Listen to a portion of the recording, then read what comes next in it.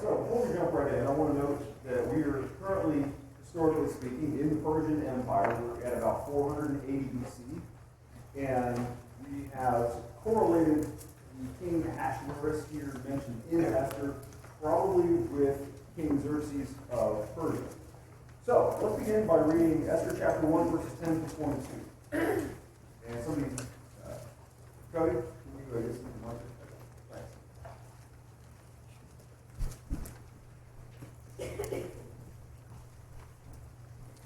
On the seventh day, when the heart of the king was merry with wine, he commanded Nehumim, Biztha, Harbona, Bigtha, Abagtha, Zethar, and Carthus, 7 eunuchs who served in the presence of King Ahasuerus, to bring Queen Vashti before the king wearing the royal crown, in order to show her beauty to the people and the officials, for she was beautiful to behold.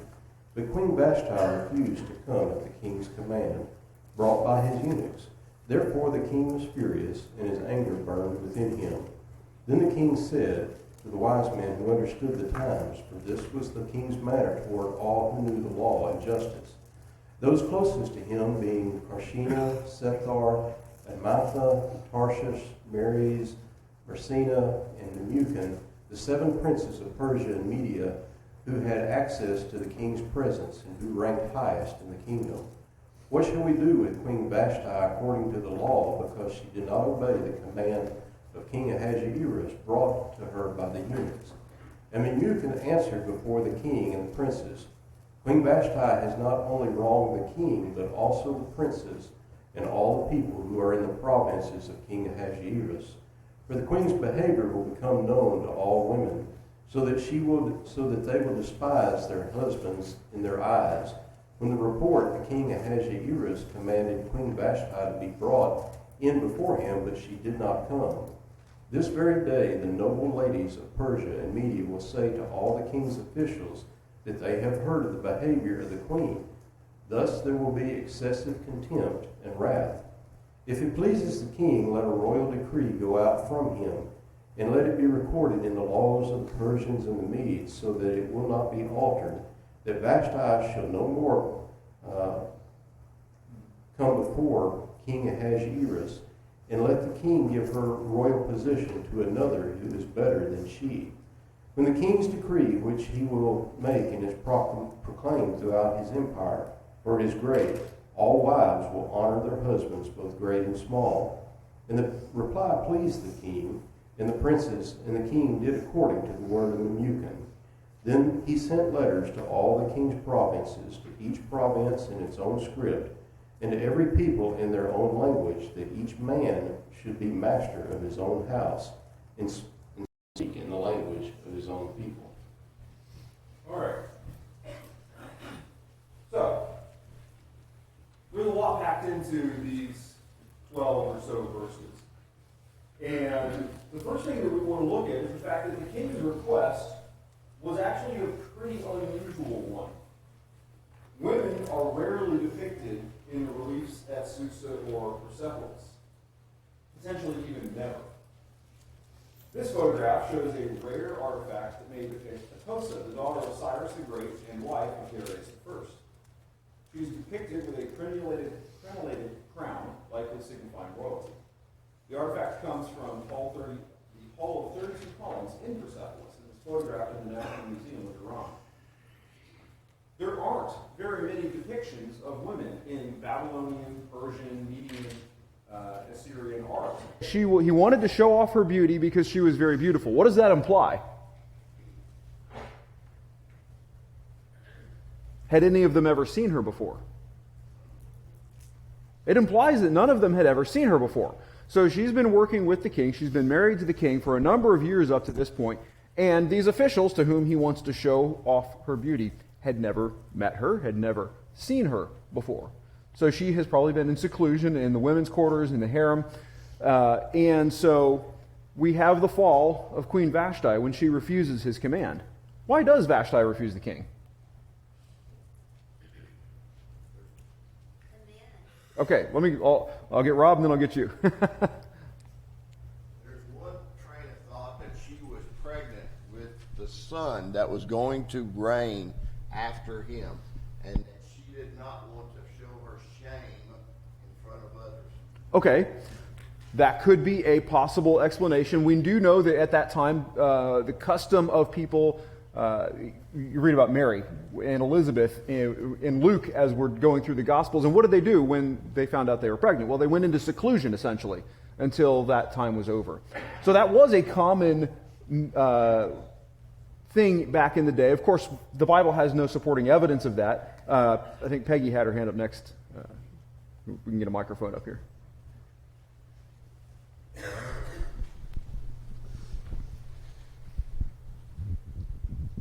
I believe in the scripture it says that they had been banqueting for 180 days. Yeah. So perhaps they were not in the best sober condition. And she did not want to be exposed to that. That's entirely possible. And of course, it also says that she had a banquet for her ladies as well. So who knows what the interaction there was like. But you're absolutely right. It could have easily been something along those lines. So, okay, Ms. B. I was just going to say what you said, that she was also hosting. And Sure. This was a very unusual request. So for him to ask her to do that and her to leave her guests, it probably seemed ridiculous to her, and that's why she refused. Okay, so we could go on, and there's a number of reasons that we could speculate as to why this could be, from the very mundane to the potentially culturally impacting. But at the end of the day, the text doesn't say. But we can see from Ahasuerus' Xerxes' reaction that she was expected to comply. Even though it was an unusual request, and even though it was a little out of the ordinary, there was this expectation that she would comply. What tells us that?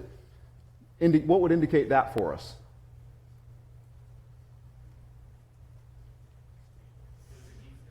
Okay, it was the king's command, and his immediate reaction is to turn to his legal advisors and say, what are the broader implications of this?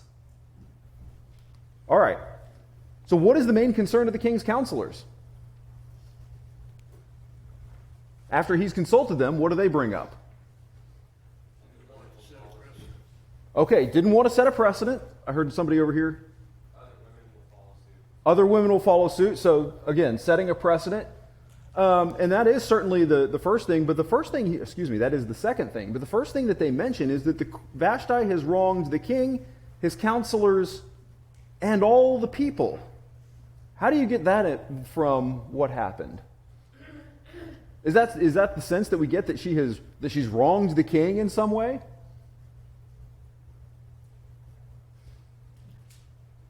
By not obeying him. Okay, so potentially this looks bad for the king. She disrespected him. Potentially this looks like she is disrespecting his authority. Now, some wider historical context for why this might have been a bigger deal than it seems at first. In 492 to 490 BC, Darius I, who was Xerxes' father, had attempted to invade Greece. He was defeated at the Battle of Marathon.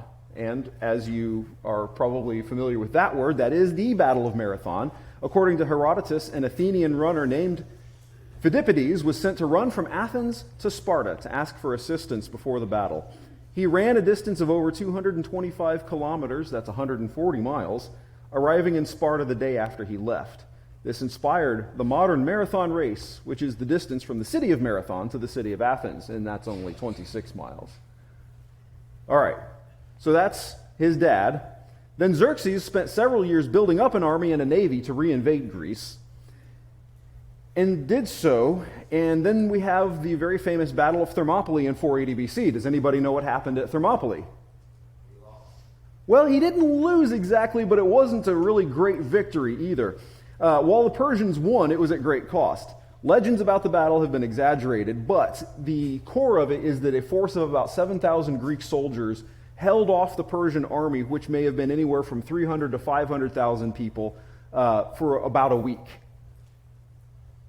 After his victory at Thermopylae, Xerxes took and burned Athens, but the Greeks had already retreated from Athens. That victory was not to last. He subsequently suffered a major naval defeat at Salamis, whereupon Xerxes returned home, and left his general Mardonius over the forces remaining in Greece. The Greeks subsequently won twin victories at Plataea and Mycale, which effectively, I may be mispronouncing that one, might be Mycale, which effectively crippled the Persian navy. Without the support of the navy, the remainder of the Persian army was also forced to withdraw, thus ending the second invasion of Greece. Now, if you're doing the math, that Battle of Thermopylae was in 480 BC. We suspect that Xerxes here were in about 480 to 479 BC. So, how are things going, internationally speaking, for Xerxes?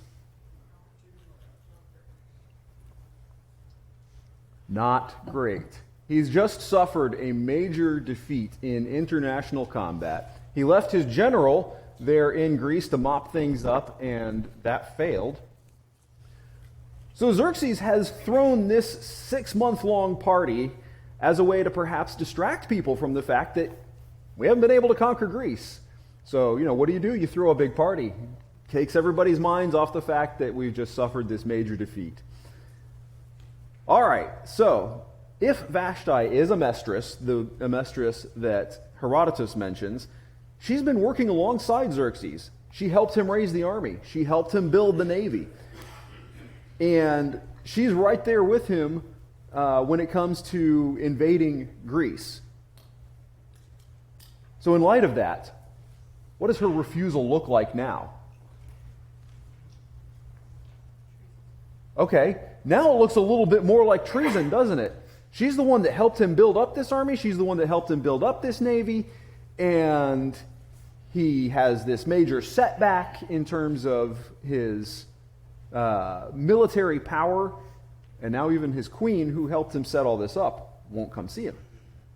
So the king's officials are a little concerned about how this might look in the wider historical context of what's going on. It might look like a symbolic domestic rebellion that makes everyone look bad in light of their failure to conquer Greece.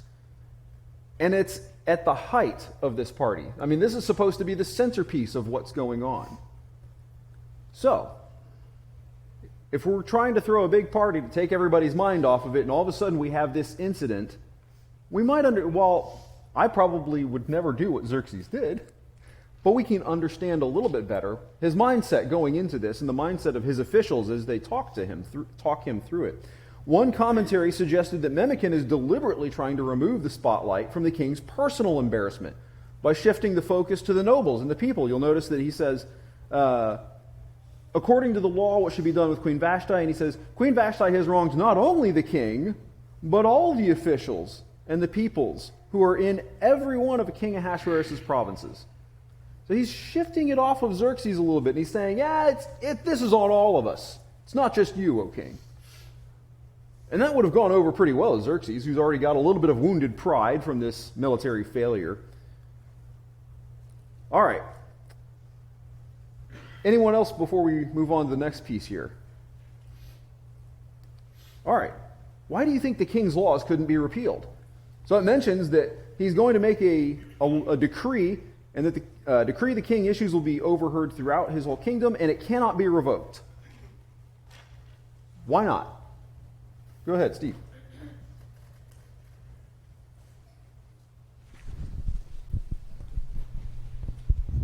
Historically, we know that this was a thing with the Persians and the Medes. We can go back a generation to Darius and the decree about Daniel and the lion's den. That was just part of their governmental rule, that if you passed a law, it was a law, and it could not be rescinded. Okay, so on the one hand, you have a very, let's call it a very secular application of it. You don't want your kings making laws that they then regret and take back a few years later. That's not good for stability in the first place. So from a purely governmental standpoint, you don't really want your ruler just going out and making whimsical laws or repealing laws whimsically. So that's kind of a good idea.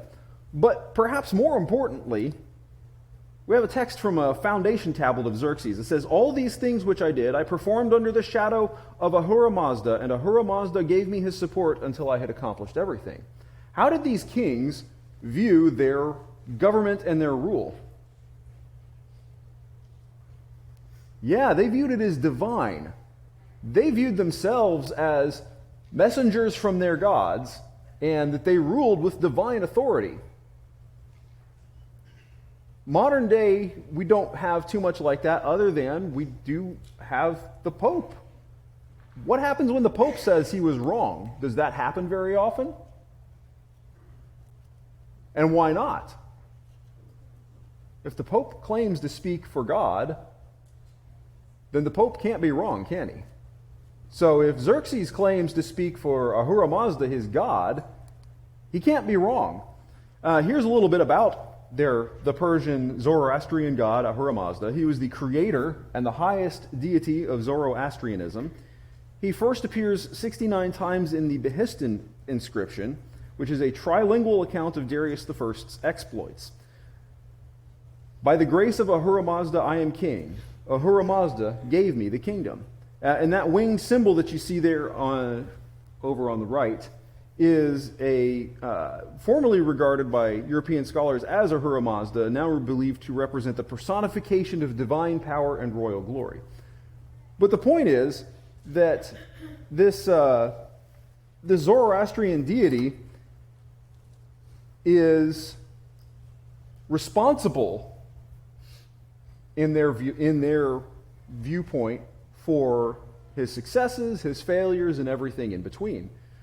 So if you're making law, you're not just making laws like we make laws in Congress. You're making divine law in their view. You don't want to be the person who's got to be responsible for taking that back. Furthermore, can the king admit that he's wrong when he's guided by his God? That's a pretty tough sell, right? Well, I got it wrong, folks. My God told me the wrong thing, but he's told me the right thing now. You're going to lose a little bit along the way if you're taking that approach. This is the Behistun Inscription. It's a multilingual inscription and large rock relief at Mount Behistun in the Kermanshah province of Iran. It was established by Darius the Great somewhere between 522 and 486 BC.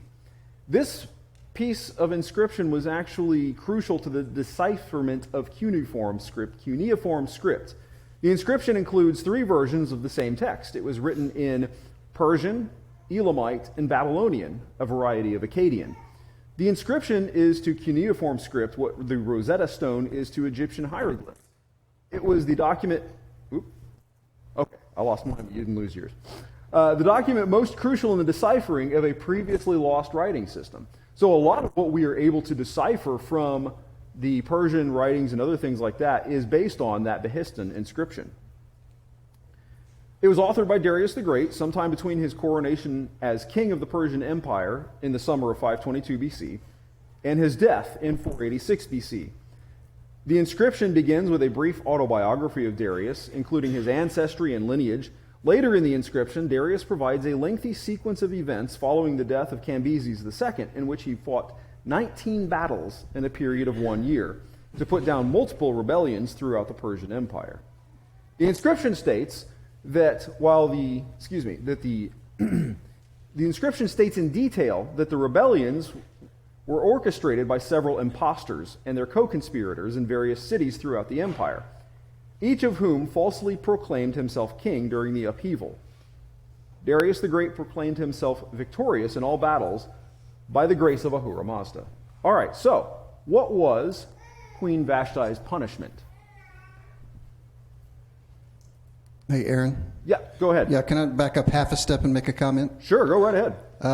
So it's interesting. It's almost a bit of an epiphany when you think about it in terms of the other side of the coin of authority that Darius is claiming. So on one hand, he claims, I can't change the rules because that's the way it is.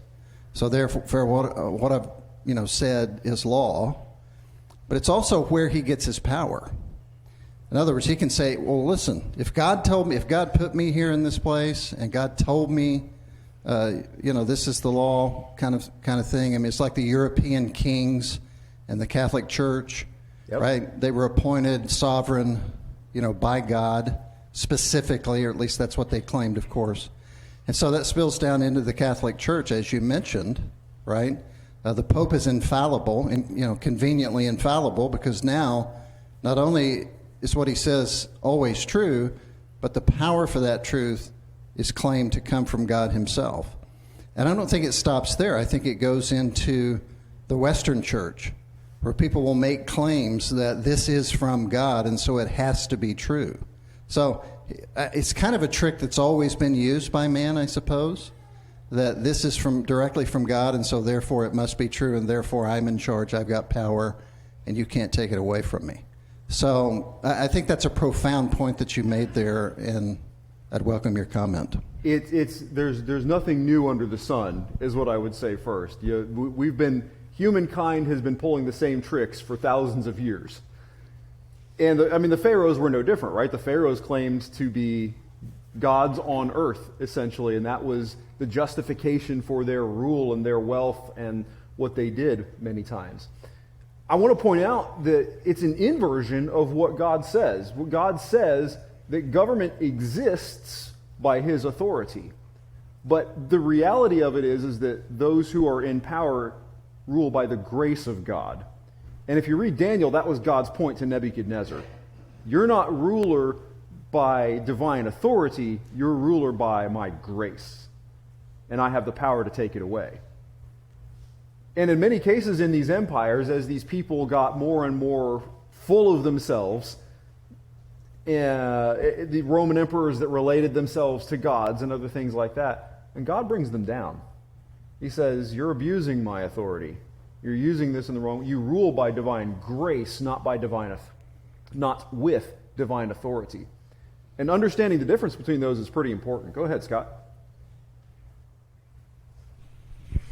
But the problem with that thought is that people focus on, okay, so this ruler, not your thought, the thought that we've been talking about the divine person being on the throne. The problem with that is they interpret the fact, if God put me here, then everything I say is from God.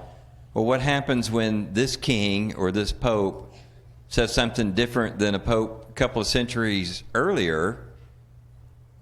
What we do is we make God changes with our will, or changes as society changes, or however you want to say it, as opposed to what the scriptures teach is that God is a constant. God is unchanging, and therefore, he's no different now than he was at the time of Esther for us. But people don't get that. I mean, they can only see the time, the immediate time. Well, he's claiming to speak for God, therefore God must have changed his mind, or God must be changing with the culture changes. But that's not what the Bible portrays as God. And if I can add to that, we, in our Pledge of Allegiance, I don't know if any of you remember doing that from elementary school or perhaps beyond, we talk about one nation under God. And the book of Psalms talks about God fixing the boundaries of the nations. But what we need to understand is that that's not divine endorsement. That's divine grace. We exist by the grace of God. And if that grace is no longer extended to us, we will no longer exist as the nation that we do now. It is not divine authority, it's divine grace. And again, I think it really came to a head in Daniel when God replaces Nebuchadnezzar, and Nebuchadnezzar finally comes to understand. He says, now I understand that there's nobody but God. And to some extent, you can see that there is I would call it almost a reaching for God. What do these Persians want? They want there to be one God. They're looking at this Ahura Mazda, this Zoroastrian God, as their source of authority. So there is the extent to which human beings have always wanted God, and they're reaching for it. But unless they find God in the way that he wants to be found, they're going to go about things the wrong way. All right, anything else before we click over to Queen Vashti? Go ahead, Mike.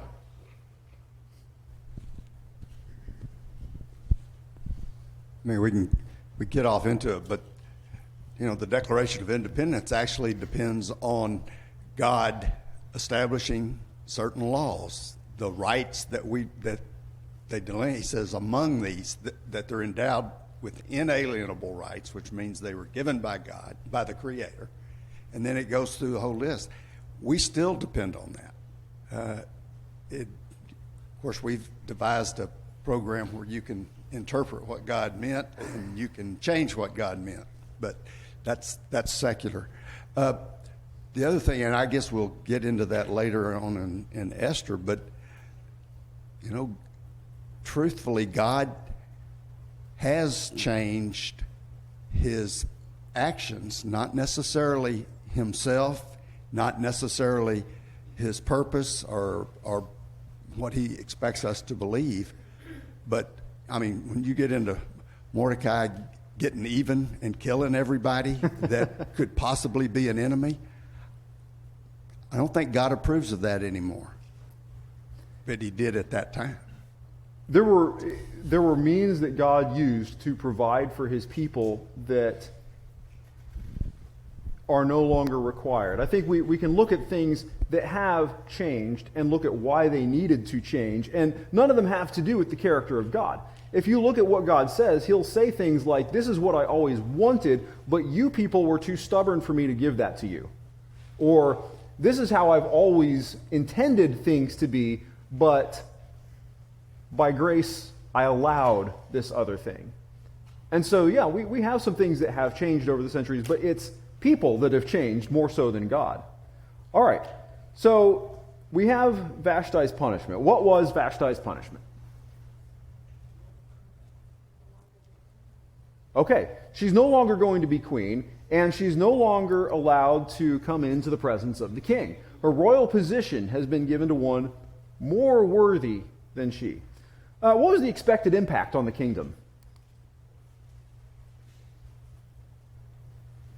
What was this supposed to do? Okay, it was supposed to set an example. It says, all women will give honor to their husbands, great and small. That might seem kind of strange to us because we don't think of our society in the same way that they did. But the way they viewed their society was what happens at the top is what happens at the bottom. And because they lived in such a tiered society where you had social classes and you had people who had authority over distinct tiers of other people, the effect was if it happens at the top, it's going to happen at the bottom. And so what does King Xerxes do? He sends out this decree, and he sent letters to, there we go, got the Persian postal system again. You may remember this from last week, but how did he get these letters out to everybody? Well, he sent them to all the royal province, to each province in its own script, to each ethnic group in its own language. Remember how many different languages we talked about last week? Then think about the difficulty of making sure your decrees reached where they needed to go. So he didn't spare any expense on this particular edict. This wasn't something that he viewed as a small thing. He viewed this, and the officials as well, as empire-changing news. Now, I would imagine we would kind of agree with that, right? It's a big deal if the president of our nation were to get divorced. It was a pretty big deal when, I guess he's king now, when the formerly Prince of England got divorced. This is not exactly divorce, but it might as well be. She's not to come into his presence anymore. He's put her away. All right. So, the fall of Queen Vashti makes room for the rise of Queen Esther and Mordecai. I have somebody reading Esther chapter 2, verses 1 through 7, please. Oh, go ahead, Esther. The last part of verse 22, we kind of skip over, where it talks about that they needed to speak the language of the husband, because a lot of people married people outside of the country. And what unites a people more than having a common language? So doing this made our historical records easier easier to find, you know, like the Postal Service. The language was common, so everybody understood it. I mean, that's kind of a big thing we kind of skip over a little bit. That actually is a really good point. And I saw that in commentaries, somebody equated that with what we find over in Ezra and Nehemiah, that there were children that grew up in the household, and what was the problem? They didn't speak the same language. They didn't speak Hebrew. And Ezra and Nehemiah get onto them for that. And so this is you're right. It's a big deal. Go ahead, Aaron. Well, this was to read Esther chapter 2. Are we at that point? Yes, yeah. All right. Sorry. Esther chapter 2, 1 through 7. After these things, when the anger of King Ahasuerus had abated, he remembered Vashti and what she had done and what had been decreed against her. Then the king's young men who attended him said, "Let beautiful young virgins be sought out for the king, and let the king appoint officers in all the provinces of his kingdom to gather all the beautiful young virgins to the harem in the Susa, the citadel, under the custody of Haggai, the king's eunuch, who is in charge of the women.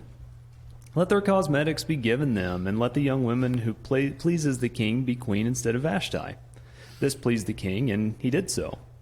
Now there was a Jew in Susa the citadel, whose name was Mordecai, the son of Jair, the son of Shimei, the son of Kish, a Benjaminite, who had been carried away from Jerusalem among the captives carried away with Jeconiah, king of Judah, whom Nebuchadnezzar, king of Babylon, had carried away.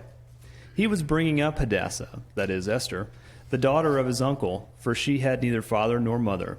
The young woman had a beautiful figure and was lovely to look at, and when her father and her mother died, Mordecai took her as his own daughter. All right. So the first thing I want to look at, there in verse 1, and my slides aren't advancing, so if we can maybe restart the encoder. Do you think the king regretted his decision about Vashti? I think he might have a little bit. It says, after these things, when his anger had subsided, he remembered Vashti and what she had done and what had been decreed against her. I think that expresses a little bit of regret there. If Vashti is the same as Amestris from Herodotus' history, she had been working alongside Xerxes for years. She'd been his partner and in no small way helped his political cause a great deal. Maybe a little bit of regret here. The search encompasses all of the king's provinces, and hey, there we go.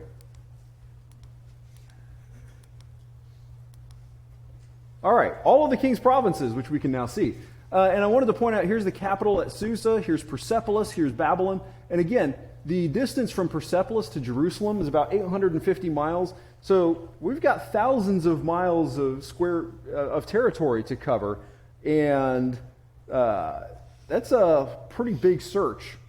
And the chapter begins with the statement, after these things. So some unspecified amount of time has passed since the party was being thrown. And we have a number of women from different ethnic backgrounds that are being brought before the king. This method of selecting a queen is unusual for the Persian time period.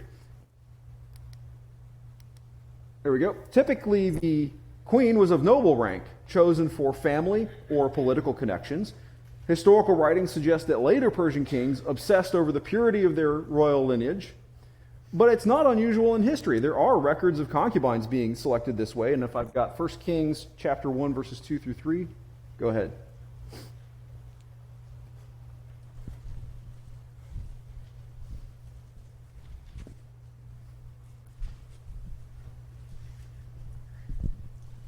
First Kings 1, 2 through 3.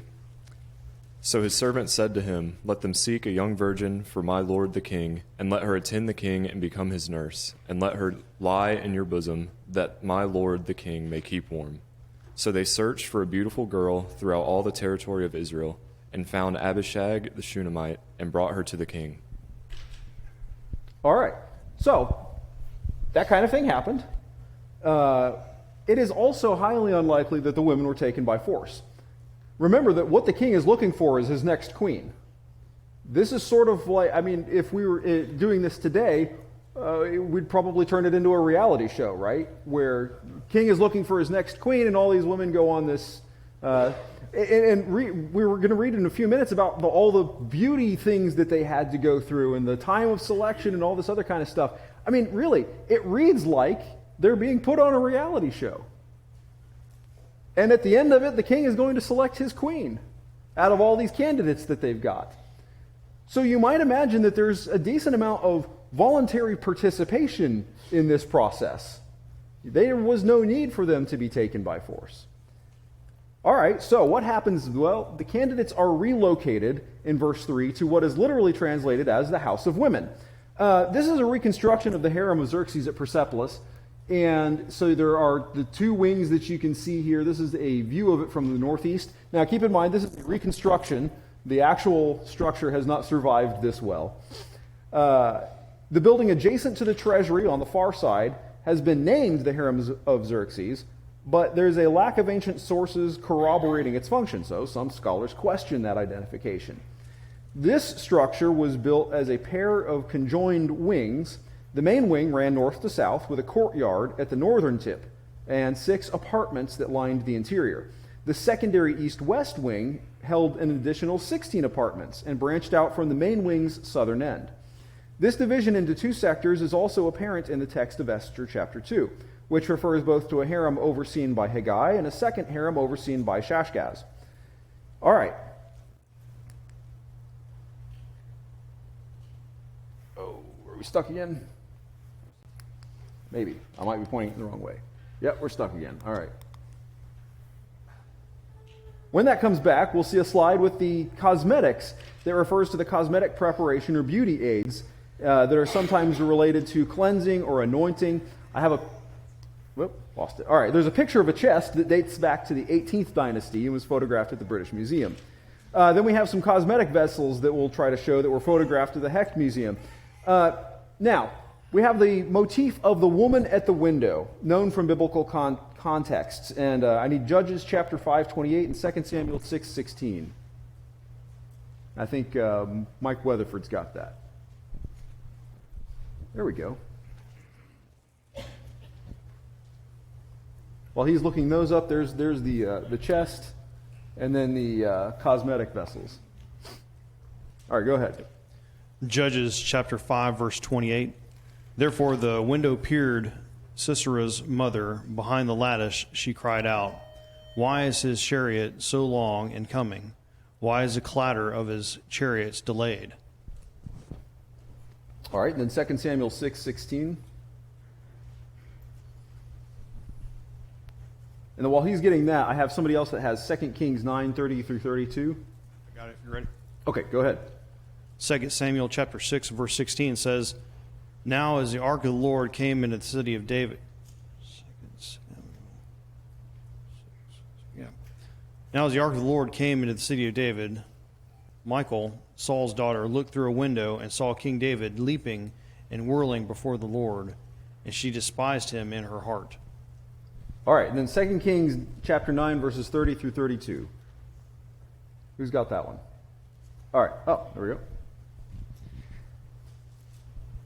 When Jehu came to Jezreel, Jezebel heard of it, and she painted her eyes and adorned her head and looked out of the window. And as Jehu entered the gate, she said, "Is it peace, you Zimri, murderer of your master?" And he lifted up his face to the window and said, "Who is on my side? Who?" 2 or 3 eunuchs looked out at him. I've always loved that particular passage there in Kings, where she says, "Is it peace, you murderer?" But in the case of Jezebel, the writer notes that she painted her eyes, adorned her head, and then looked out the window. The connection of cosmetics with this motif suggests the use of this illustration here. There's numerous ivory carvings of this particular motif, the woman at the window, that have been recovered from various Iron Age settings. They were originally used as insets to decorate various pieces of furniture in lavish homes and palaces. This artifact is photographed at the British Museum. All right, so let's see if we can go next. We can't. All right.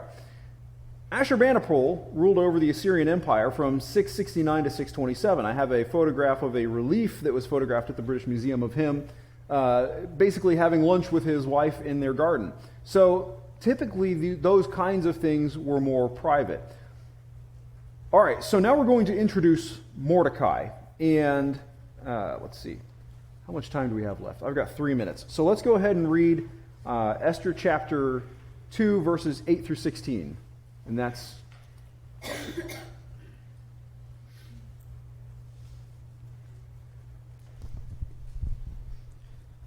So when the king's order and his edict were proclaimed, and when many young women were gathered in Susa, the citadel, in custody of Haggai, Esther also was taken into the king's palace and put in custody of Haggai, who had charge of the women. And the young woman pleased him and won his favor, and he quickly provided her with her cosmetics and her portion of food, and with 7 chosen young women from the king's palace, and advanced her and her young women to the best place in the harem. Esther had not made known her people or kindred, for Mordecai had commanded her not to make it known. And every day Mordecai walked in front of the court of the harem to learn how Esther was and what was happening to her.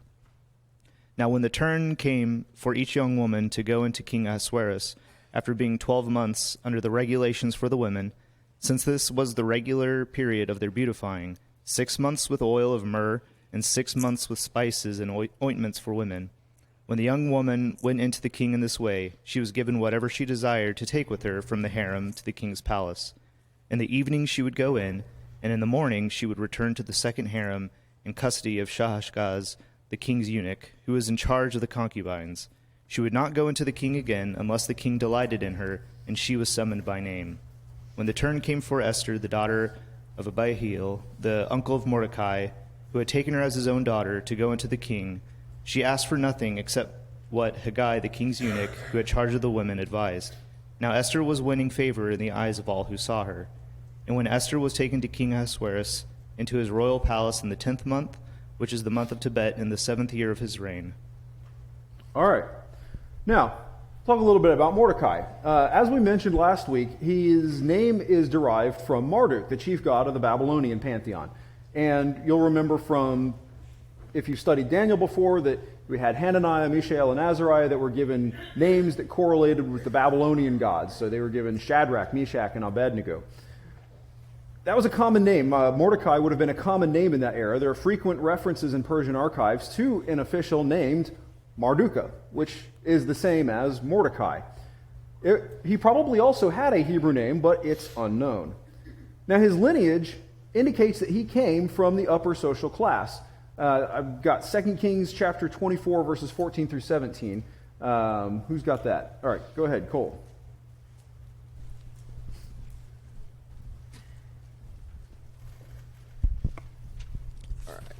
2 Kings 14 through 17. He carried away all Jerusalem and all the officials and all the mighty men of valor, 10,000 captives, and all the craftsmen and smiths. None remained, except the poorest people of the land. And he carried away Jehoiakim to Babylon, the king's mother, the king's wives, his officials, the chief men of the land who he took into captivity for Jerusalem to Babylon.